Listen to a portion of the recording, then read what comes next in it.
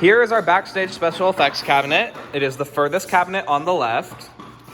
Inside you have it also doubles as a chemical cabinet, but for the most part, it's our backstage special effects, consisting of our crash pad with instructions on it, multiple cans of fog fluid, a boiling kettle if you need hot water for anything, the fog machine back there, and a broken one that doesn't really work, but maybe you can make it fix. Maybe you can fix it with some new theater teacher magic. I don't know. As well as our scrim, which we use to light projections and stuff, as well as rope. Fake blood. Use this stuff when you want to make something look like it's blood, but it's fake. You can cut, if you want to do like a cut up finger or something, you can cut like a small white makeup sponge, drown it in foundation until it looks like the skin tone you're going for, and then dip it in fake blood until it dries, and then you're good. For larger body parts, same thing, just a whole lot more of it, and you're probably gonna want more of it at that point. Before us is our setup for handling dry ice. First things foremost, when you're handling dry ice, always have these gloves on, because without them, your hand will burn and it will not feel good and you'll have a very bad time, and I don't want that for you. So always be wearing these gloves when you're handling dry ice fresh out of the cooler. Always use these tongs to grasp it. Never physically touch it, physically contact it with the gloves as much as possible. They will protect you, but still it's a risk no matter what.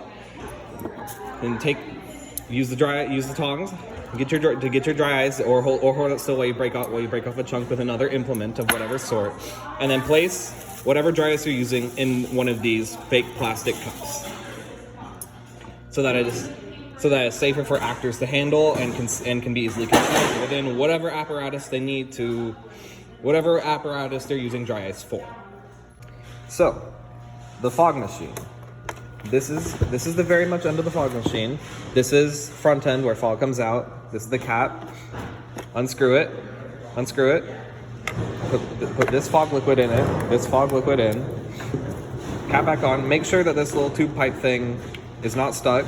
Make sure the little tube pipe thing can move, so it reaches the fog layers. When you're done with that, make sure it's plugged in here, as well as, where did this receiver go? As well as receiver plugged in here. The remote is with the box, will be with the box by the time this video is done.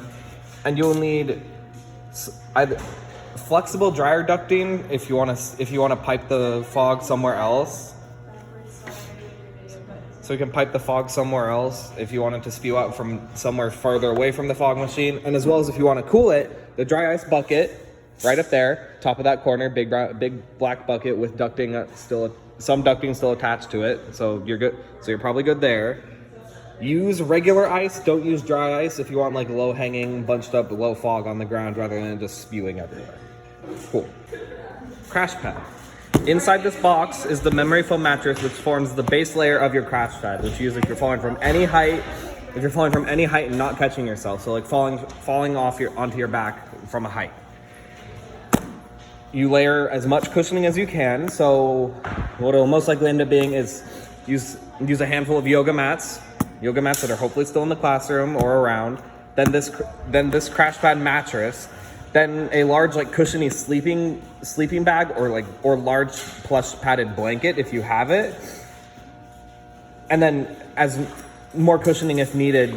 If falling from a great height, definitely more cushioning than less. You want to make sure your actors are safe and you're not hurting them, and they don't have any risk of hurting them when they land.